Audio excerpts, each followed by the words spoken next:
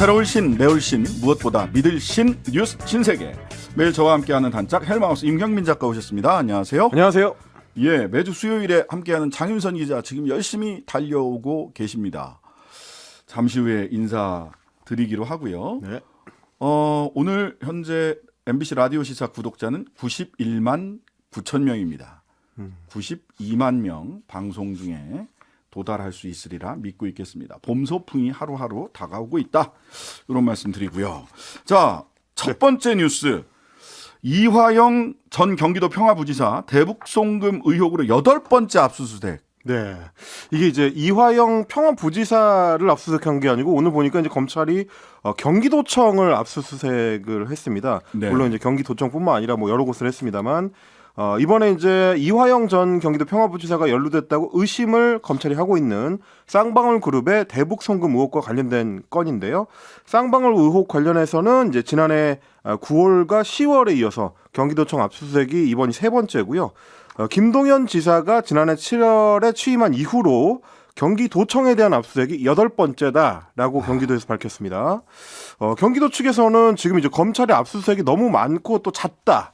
그리고 이번 압수수색을 보면 범위가 너무 무차별적으로 넓은 거 아니냐 이제 이런 불만을 오늘 표시를 했는데 김진욱 경기도 대변인이 긴급 기자회견을 열었습니다.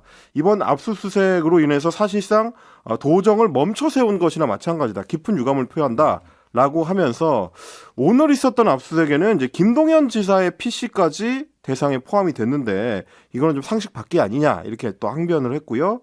경기도청 같은 경우에 이제 지난해 5월에 원래 있었던 구 경기도청사를 떠나서 광교에 있는 신청사로 이전을 했다고 합니다. 그러니까 이전한 지 이미 1년 정도가 된 거죠. 그래서 이화영 전 평화부지사에 재직했던 기관들과도 상관이 없게 됐는데 그런 상관없는 곳들까지 압수수색 대상으로 삼는 거는 좀 과도한 거 아니냐. 이게 경기도에서 오늘 밝힌 입장입니다. 그래서 이제 압수수색 대상이 됐던 곳이 어딘가 한번 봤더니 일단 경기도청 본청사 내에 있는 경기도지사실 그리고 도지사 비서실, 경제부지사실인데 이거는 이제 예전에는 평화부지사실이었기 때문에 이제 바뀐 곳을 또 압수수색을 했고요. 기획조정실 그리고 북부청에 경기도 북부청에 있는 제2행정부지사실, 평화협력국, 축산동물복지국, 기후환경에너지국 등등 관련됐다고 이제 검찰에서 판단한 곳이 다 이제 포함이 됐습니다. 그래서 한 10여 곳 정도에 대한 압수수색이 오늘 실시됐다고 하는데. 문제는 대북 송금 사건이 이제 이런 식으로 압수수색을 광범위하게 한다고 해서 증거가 확보될 수 있을 만한 것이냐, 혹은 벌써 이제 세 번째 관련 압수수색인데 그동안 확보한 검찰의 이제 증거만으로도 부족한 거냐, 이제 이런 의문점들은 좀 남는 사안이었던 것 같습니다. 일단 공을 차놓고 뛰는 것 같아요. 그게 이제 예전에 그 80년대, 90년대 한국 축구를 비하할 때 일명 뻥축구라고 하는. 뻥축구죠. 네. 공을 차놓고 뛰어갑니다. 뛰어가면서 전후좌우에서 뭐가 걸리나 살펴보는 방식이 아닌가. 그래서 사실 이제 최근에 우리 대법원에서도 압수수색 영장 발부 관련해 가지고 그렇죠. 제도 개선을 이제 논의하고 있는 게 보니까 이제 압수수색 영장 같은 경우는 신청하면 99% 발급되고 있다. 라고 하다 보니까 검찰이 어떻게 보면 이제 일종의 이제 언론 플레이를 위해서 마치 이제 뭔가 범죄 혐의점이 명확한 것처럼 하기 위해 압수수색을 좀 다방면으로 너무 많이 벌이는 거 아니냐라는 지적들이 좀 있어 왔습니다.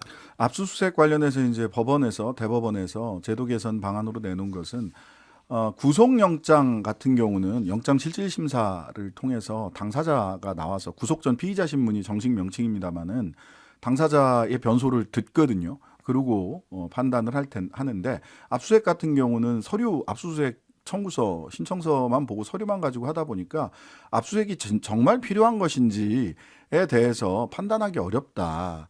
그래서 이런 신문을 하고 압수수색 영장을 발부해야 되지 않겠느냐라고 하는 얘기인데 저는 이 측면은 두 가지가 있다고 봅니다. 하나는 압수수색 영장 같은 경우는 밀행성, 즉 몰래 해야 돼요. 갑자기. 그렇죠. 예. 전격적으로 해야 되는 전격적으로 측면이죠. 해야 증거 물품을 숨기지 못하게 할 거 아닙니까? 그러다 보니까 신문을 사전에 하게 되면 너무 밀행성에 위반되는 거 아니냐라고 하는 반론이 있을 수 있습니다. 그런데 한편으로 보자면 압수수색 영장이 너무 자판기처럼 발부가 되니까 이걸 개선의 필요성은 분명히 있단 말이죠. 근데 이것이 법원이 국민들이 압수수색 영장이 너무 잡한 게 아니냐라고 비판을 하니까 그것을 제도 탓으로 돌리고 있는 것은 아닌지에 대해서도 저는 법원 스스로가 성찰할 필요가 있다라는 생각이 듭니다. 아무리 서류 심사만 한다고 하지만 99% 이상 이렇게 압수수색 영장을 발부를 하고 특히나 이번 경기도청 같은 경우는 이사해서 이화영 지사는 이 이사한 경기도청에서 업무를 본 적이 없지 않습니까? 그렇습니다. 근데도 압수수색을 이렇게 한다. 그리고 영장을 법원에서 발부한다. 이건 법원도 검찰도 모두 한번 되돌아봐야 될 사태 아닌가. 그런 성질의 사안 아닌가 싶습니다. 예, 장윤성 기자 고생하셨습니다. 아이고. 지금 막 도착하셨어요. 네.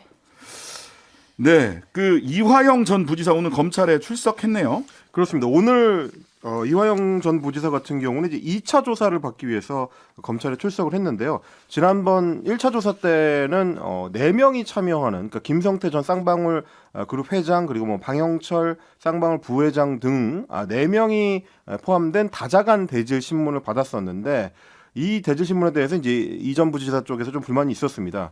워낙에 좀 여러 명이 한꺼번에 하다 보니까 이제 제대로 침착하게 1대1로 대질 신문이 이루어지지 못했다. 이번 조사 때는 이 김성태 전 회장하고 1대1 대질 신문이 이루어질 수 있도록 해달라라는 요청을 했는데 실제 오늘 뭐 그게 이루어질지는 조금 지켜봐야 될 것 같고요.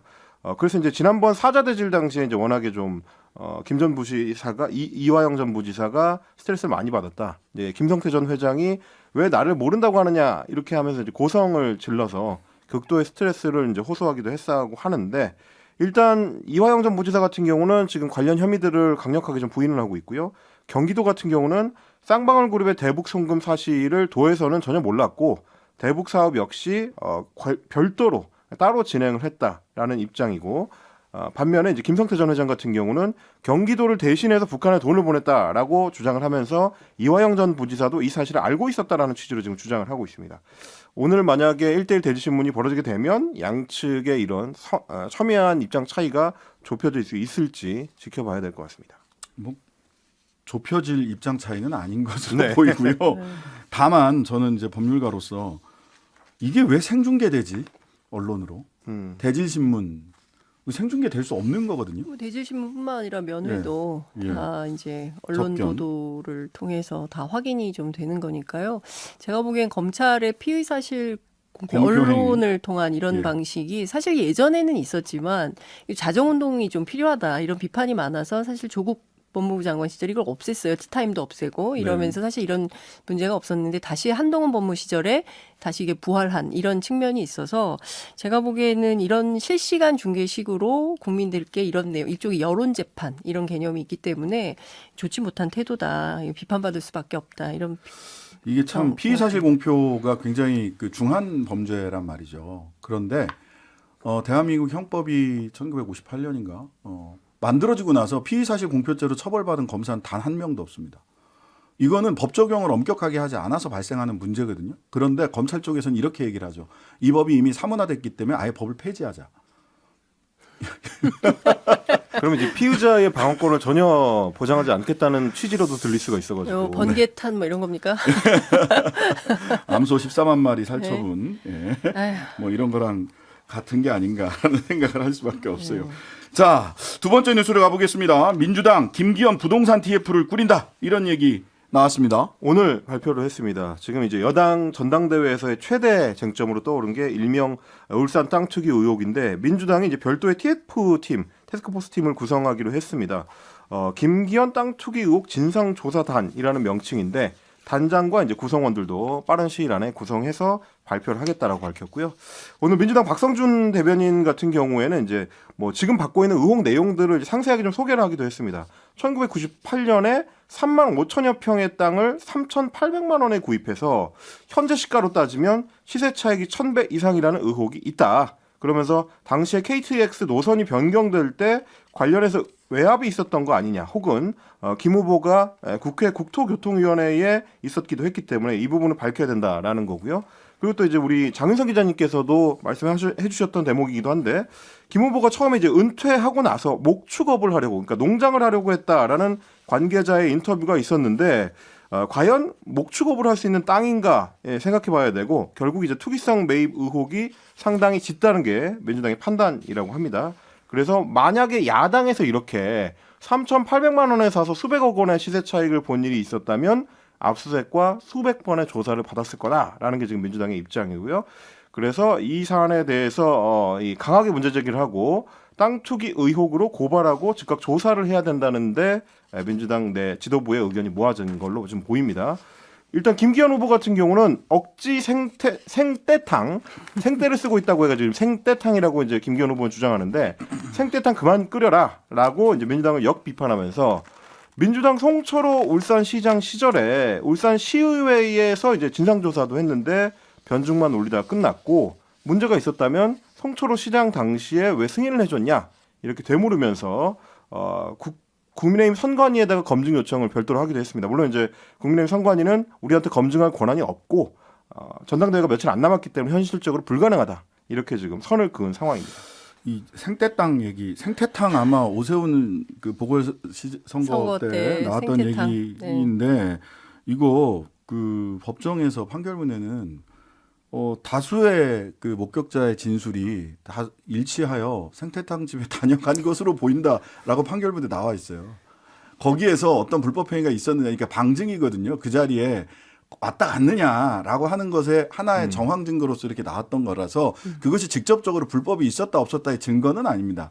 하지만 다수 진술자의 진술이 일치한다라는 거는 판결문에 나와 있는 거라서 생태탕 자체가 생떼다 이렇게 얘기하는 것도 사실은 어폐가 있는 말이긴 합니다. 자, 장 기자님, 이거 저희들이 월요일 날 네. 같이 방송하면서 했던 그렇죠. 얘기가 그대로 네. 지금 민주당에서 TF를 예. 꾸리는 주요한 근거가 됐습니다. 네.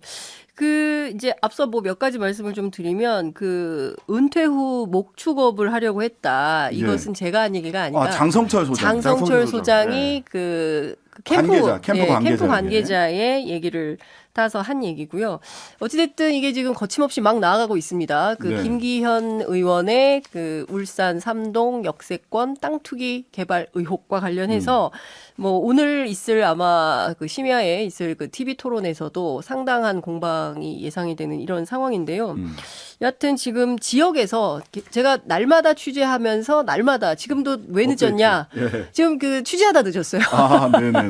예, 근데 지금 할 얘기가 너무 많은 거죠. 울산의 그 이 사건을 취재했던 기자들 같은 경우도 뭐 지금 그동안 뭐 그 김기현 의원 향해서 뭐 투기현이냐 투자현이냐 뭐 이런 논박이 있는데 네. 거의 뭐 고소고발 굉장히 많이 당한 거예요. 아, 울산에서도 이미 예, 울산 지역 언론인들이 장 기자님 그러니까요. 그래서 조심하세요라고 하고 저 역시도 뭐 그만 얘기해라 이런 전화를 제가 좀 받았습니다. 아, 그래요? 그러니까 그런데 그 패턴이 좀 비슷해요. 네. 오늘 제가 울산 MBC 그다음에 경향신문 기자 이렇게 취재를 했는데 비슷한 상황이고요. 여하튼 관련해서 제가 울산을 내일 갑니다. 네. 현장 취재를 하고 다음 주에 와서 좀 더 세게 말씀을 좀 드릴 수 있을지 뭐 살펴보고 현장 취재한 다음에 더 말씀을 좀 드릴 텐데요. 네. 여하튼 지금 중요한 포인트는 네. 기본 노선이 바뀌었다. 첫 번째 왜 기본 바뀌었냐? 노선이 KTX 기본 노선 아니면 KTX 지금 중요한 거는 삼동 역세권 그 도로. 국도 도로 그렇죠. 도로가 도로, 연결도로. 예, 연결도로 이 연결도로가 원래 있지 않았던 노선으로 바뀌었다. 네. 왜 바뀌었냐? 이것에 대한 해명을 그렇죠. 요구하고 있는데 그 민주당 DNA 등등을 운운하면서 이제 사실관계를 잘 구체적으로 오늘 뭐 TV 토론에서 어쩌면 김기현 후보가 뭐 구체적으로 설명할 수도 있을 것 같기도 하고요. 여하튼 이 문제가 하나 있고요. 두 번째는 그래서 김기현 후보 땅이 시세 차익을 실제로 거뒀냐 안 거뒀냐 이게 중요한 쟁점인 것 같은데 그렇죠. 아직 도로 착수 공사를 안 했어요.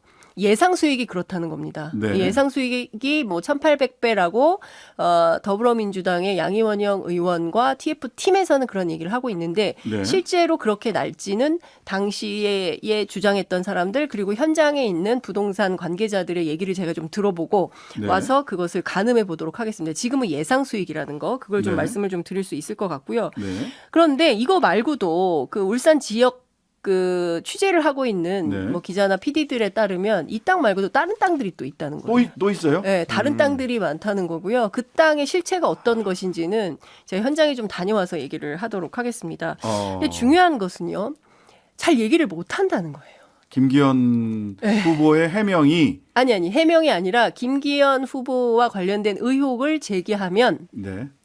고소고발 당하는 측면도 있고 또 다른 측면에서는 지역 사회에서 어떤 무소불위의 힘, 권력 뭐 이런 게 있기 때문에 그렇죠. 지역구의원 함부로 지역구의원 3번 했죠. 울산시장 하셨죠. 그러니까 지역구원 네 번 했습니다. 네 번입니까? 네 번 아, 했어요. 지역구의원 네네. 4번 하고 울산시장을 했기 때문에 예. 김기현 의원은 힘이 세다. 뭐 이런 평판이 상당히 있습니다. 지배적입니다. 그래서 어찌됐든 지금 보면 울산 지역 안에서 이런 그 땅 투기 의혹과 관련된 이러저러한 얘기들이 굉장히 많이 있고 울산에서 알만한 사람들은 많이 알지만 이 문제를 제기하는 족족 일종의 뭐 협박을 당하는 PD도 있었고 또 보도하지 말라는 당부를 받은 기자도 있었고 뭐 저 역시도 그 중에 하나고 뭐 이런 상황이고 그렇기 때문에 이 문제는 조금 더 깊이 있게 취재가 좀 필요해 보인다라는 생각이 좀 듭니다. 자 여기서 혹시 걱정돼서 우리 장 기자님 걱정돼서 협박이라는 표현은 은유적 표현입니다. 은유적 표현. 법률상으로 해서 협박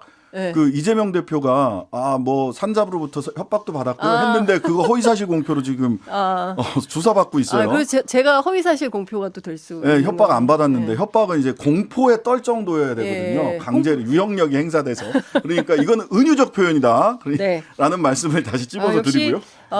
그 법조인과 함께하는 방송 매우 편안합니다. 근데 이거 KTX 김기현 후보가 울산 KTX 땅 의혹 제기했던 그 김영배 의원하고 양이원영 의원은 무혐의 처분 받았네요. 네, 오늘 이제 밝힌 내용인데 양이원영 의원하고 김영배 의원이 2021년에 이 사안과 관련해서 의혹 제기를 했었고요. 그리고 이제 김기현 후보 측에서 명예훼손 혐의로 고발을 했습니다. 그런데 오늘 이제 시사저널 시사 오늘에서 이제 밝힌 바에 따르면 양이원영 의원실에서는 김기현 후보한테서 받았던 명예훼손 고소 무혐의 처분 받았다라고 밝혔고 김영배 의원실에서도 역시 마찬가지로 김영배 의원도 무혐의 처분을 받았다라고 하니까 어쨌든 의혹 제기 사실 자체에 대해서는 일단 수사당국 입장에서는 그 자체가 문제는 아니다, 명예훼손은 아니다라고 이제 판단한 걸로 지금 보이는 상황입니다. 네. 뭐 제가 양이원영 의원한테 직접 확인한 건데 경찰에서 조사가 있었고요. 그 네네. 조사는 서면 조사로 응했고 무혐의 처분을 받았다라는 것이고요. 그리고 이제 제가 앞서 말씀드렸던 울산 지역 언론 문제 제기했던 지역 언론 기자들도 무혐의 처분을 다 받았습니다. 예, 예. 언론의 보도와 허위사실 적시에 의한 명예훼손죄에 대한 기소 이 판단 어떻게 해야 될 거냐는 잠시 후 뉴스 신세계에서 그 강진구 기자 건 관련해서 이야기하면서 조금 더 이야기를 오늘 영장 실질 심사 예. 했잖아요. 그래서 관련해서는 조금 이따가 더 한 번 더 정리를 하도록 하고요. 네. 자, 그런데 김기현 후보는 또 다른 거짓말 논란에 쌓였어요. 그렇습니다. 지난 20일에 이제 옛 바른정당계 인사들, 지금은 이제 국민의힘과 이제 합당이 됐지만 바른정당계 인사 30여 명이 김기현 후보에 대해서 이제 공개 지지 선언을 했는데 처음에는 이제 익명으로 표시가 돼 있었습니다. 그런데 이게 이제 공갈빵 지지 선언이다라고 이준석 대표 측과 이제 이준석 전 대표 측과 이제 안철수 후보 측에서 문제 제기를 하니까 어제 그 이제 지지 명단에 들어 있었던 인사들의 이제 실명을 공개했습니다. 명단을 공개를 했습니다. 그런데 그 명단 안에 포함이 돼 있었던 인사들 중에 몇몇이 오늘 지지 선언에 나는 참여한 적이 없다 이렇게 부정을 하면서 뻔히 밝혀진 거짓말을 했다라고 자신의 실명을 걸고 SNS를 통해서 공개 비판을 했습니다. 그러자 이제 안철수 후보와 천하람 후보 측에서 김기현 후보 후보 자격 없다 이런 맹공을 쏟아붓고 있는데 이준석 전 대표 같은 경우는 가수 남진 씨 그리고 김연경 선수 사건을 꺼내면서 꽃을 든 남자 사태 시즌 2다 이렇게 좀 비판을 했고 기자들이 이 사안을 질문하니까 김기현 후보는 제가 명단을 작성한 것도 아니고 제가 그 기자회견의 주체였던 것도 아니고 그분들이 지지한다고 해서 저는 가서 그냥 감사하다고 인사드린 것밖에 없다. 그분들이 알아서 모임을 만든 거고 제가 주도해서 만든 게 아니다. 이거 지난번 이제 김연경 선수 때랑 좀 똑같은데요, 논리가 패턴이. 네, 답변인 것 그러니까요. 같습니다. 네, 근데 저는 사실 그 당대표 물론 우리가 공식 후보 선출도 마찬가지입니다만 가장 중요한 건 도덕성 검증이거든요. 도덕성 검증을 하는데 이런 거짓말 논란이 계속 생기는 게 이번이 처음이 아니지 않습니까? 그렇기 그러니까요. 때문에 그리고 이제 뭐 땅 투기 의혹에 대해서도 사실은 이러저러한 해명을 하면 됩니다. 그런데 그 해명이 아니라 뭐 그 95% 더 할인해서 드릴 테니까 사세요라든가 뭐 공격하는 것에 대해서 답변하지 않고 민주당 DNA가 있는 분이냐 뭐 이런 방식으로 하는 것은 오히려 논란을 키우거나 의혹을 증폭시키는 그런 상황에 처할 수 있다. 오히려 김기현 후보에게 도움이 되지 않는다. 이런 조언도 좀 드리고 싶습니다. 경향에서 단독으로 김기현 지지선언 바른정치 모임, 즉 유승민계 지지선언했다라는 네. 헤드라인으로 그렇죠. 많이 나갔었죠. 근데 이 바른정치 모임이라는 모임 이름이 당일날 급조됐다. 그렇죠. 네. 기자회견을 한 신성섭 전 바른정당 은평갑 당협위원장이 왜 그런 이름으로 나갔는지 모르겠다. 아니 그리고 처음에는 이거 몇 명만 이름을 공개했었어요. 그러다 나중에다 공개했는데 결국 이게 급조됐던 거고. 알겠습니다. 잠시 광고 듣고 뉴스 신세계 이어가겠습니다. 신장식의 뉴스아이키 헬마우스 임경민 작가, 장윤성 기자와 함께 뉴스 신세계 이어갑니다. 아까 김기현 후보 울산 땅 이야기했는데 어쨌든 지금 장 기자님이 내일 울산에 가셔서 현장 취재를 하고 오셔서 또 근데 뉴스아이키에서 제가 장성철 소장 마음을 알겠어요. 네, 장 소장이 굉장히 네네. 쫄아 있었잖아요. 그러니까 지금 두렵습니다. 근데 저는 이렇게 하는 게 맞나 이런 생각이 좀 들기도 해요. 좀 서글픕니다. 솔직히 말하면. 네네 전략적 봉쇄 소송을 하고 있는 거죠. 전략적 봉쇄 소송 입을 닫고 있어라. 네. 그걸 민사로 돈으로 그 돈을 도구로 사용하는 경우도 있고 이렇게 형사 고소고발을 사용하는 경우도 있어서 이게 이래도 되는 건지 요거 이따가 그 3부 4부에 있는 말 시간에 더 탐사 강진구 기자 오늘 영장실질심사 관련된 이야기 같이 김동인 기자 이봉우 연구원과 같이 이야기하면서 그 전략적 공세소송과 관련된 이야기 해보도록 하고요. 그 금요일 날에는요 김기현 후보 측 윤희석 전 대변인도 출연을 하기로 했습니다. 저희들이 월요일 날 그 우리 장 기자님이랑 장성철 소장이랑 이야기하면서 김기현 후보 측 반론 충분히 이야기 듣겠다라고 해서 당연하죠. 윤희석 공보본부장일 겁니다. 지금 그래서 공보본부장님 공보총괄본부장입니다. 예, 공보총괄본부장님 정확하게 직책을 하시네요. 최근에 네. 통화하셨나 봐요. 아니 저는 윤희석 대변인 같은 분이 정치를 하셔야 된다라고 생각을 하고요. 네네. 생각이 바른 분이어서 꼭 정치를 잘하셨으면 좋겠다는 기대감을 갖고 있습니다. 네, 알겠습니다. 예, 금요일 날 윤희석 전 대변인. 그다음에 그 손수조 네. 안철수 캠프 측 대변인 두 분 같이 출연해서 아하. 대리전 합니다. 김안 대리전 금요일 날 한번 기대해 주시고요. 자, 오늘 윤석열 대통령 장모 최은순 씨 네. 도촌동 땅 투기 의혹 이게 사실이다. 이런 취지의 뉴스타파 기사가 나왔습니다. 그렇습니다. 이제 지난달에 나왔던 이 법원 판결에 대해서 이제 뉴스타파가 내용 확보를 해가지고 보도를 한 건데요.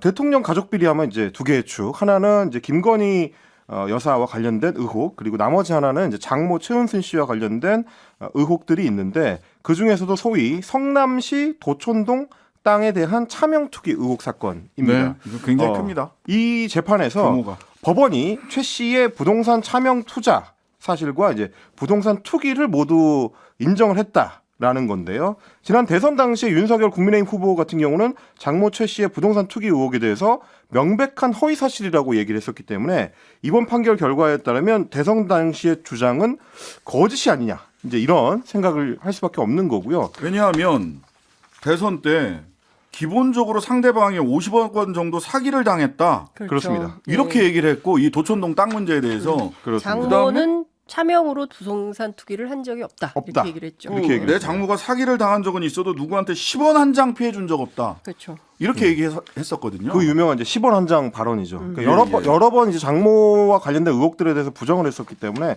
이게 좀 추가 해명이 필요할 것 같은데 오늘 좀 내용을 보니까 네. 도촌동 사건이라는 거는 이제 최 씨가 차명을 동원해서 그 당시 공시지가로 이제 174억 원에 달하는 성남시 도촌동 소재 이 개발 예정지를 이게 공매로 나왔습니다. 그래서 그걸 약 40억 원에 사들였고요. 동업자와 함께. 그리고 3년 만에 되팔아가지고 약 50억 원가량의 시세 차익을 각각 올렸다는 의혹이었습니다. 지금까지 이제 논란이 되고 있는 사안이 뭐냐면 그때 땅과 관련해서 대출을 받을 때 신한저축은행에 잔고 증명서를 위조해서 제출했다. 이 네. 사건 지금 재판 진행 중이고요. 1심에서 징역 1년. 유죄 받았습니다. 네. 그리고 이제 그 당시에 이제 허위 잔고 증명서를 만든 게 김건희 여사의 지인이었던 김 땡땡 씨, 그 관련 의혹들도 이 도촌동 사건에서 출발을 했습니다. 그때 이제 최은순 씨가 개발 예정이었던 성남시 도촌동 땅 6필지를 차명 법인을 이용해서 매입을 했고, 은행에 잔고 증명서를 위조해서 신한저축은행으로부터 40억 원 정도를 대출을 받았고, 부동산 채권을 분할 인수 또는 매각하는 수법으로 동업자를 내쫓고 수십억 원의 시세 차익을 챙겼다라는 의혹인데, 이번 법원 판결을 보니까 법원은 최 씨가 도촌동 땅의 실소유주다. 그러니까 이제 차명으로 보유하는 거 맞다. 그리고 부동산 실명법 위반에 따라서 성남시가 부과했던 과징금 50억 원 정도의 처분 적법하다, 이런 판결을 내놨습니다. 과징금 54억 원인가요? 뭐 그 돈 내라는 거예요. 지금까지 안 내고 있었고. 그렇습니다. 네. 그러니까 남의 이름으로 땅을 사들여서 부동산 실명법 위반이라고 하는 건데, 이때 동원된 데가 법인 이름이 한국 에버그린 로지스틱스, 네. 그다음에 ESIND입니다. ESIND는 최은순 씨 가족의 가족회사예요. 사내이사가 김건희 등 해서 최은순 씨 자식들이 전부 다 사내이사고요. 대표이사가 최은순 씨였죠. ES은순 IND입니다. ESIND. 이런 법인을 동원을 해서 차명으로 땅을 갖고 있다가 팔아서 시세 차익을 50억 원 이상을 냈다. 각각 50억 원이라서 동업자가 한 명 있어서 한 90억 원이 넘는 시세 차익이 나온 거예요. 그렇습니다. 그러니까 엄청난 시세 차익인데, 여하튼 그 최은순 씨는 항소장을 제출을 했기 때문에 네. 지금 당장 그 과징금을 내지는 않을 뜻입니다. 그렇죠. 54억 계속 못 내겠다, 이런 입장인 것이고요. 결국에는 그 항소심 재판을 다툰 후에 그 결과에 따라서 또 대법까지 갈 가능성이 매우 높아 보입니다. 뭐 시간이 많이 흐르게 될 텐데요. 네. 이 과정에서 이 그 잔고증명서 위조 얘기를 많이 했는데, 이 잔고증명서 위조하셨던 분이 김 씨, 이분이 적극적으로 최근에 1심 그렇죠. 재판에서 진술을 했어요. 이거 그 명의신탁 그렇죠. 맞다. 이런 그러니까 식으로. 핵심은 저는 윤석열 대통령의 태도인 것 같습니다. 당시에 네. 윤석열 대통령이 그런 투기를 한 적이 없다고 했는데 재판 결과로 이게 나왔기 때문에 이것에 대해서 이도훈 대변인 입장 말씀을 안 하고 있는데, 관련한 입장 발표가 필요하다고 생각합니다. 명확한 해명이 필요한 사안으로 보입니다. 네. 뉴스 신세계, 지금까지 헬마우스 임경민 작가, 장윤성 기자였습니다. 감사합니다. 고맙습니다. 하루 종일 기다려지는 진짜 시사. 평일 저녁 6시 5분 신장식의 뉴스 하이킥.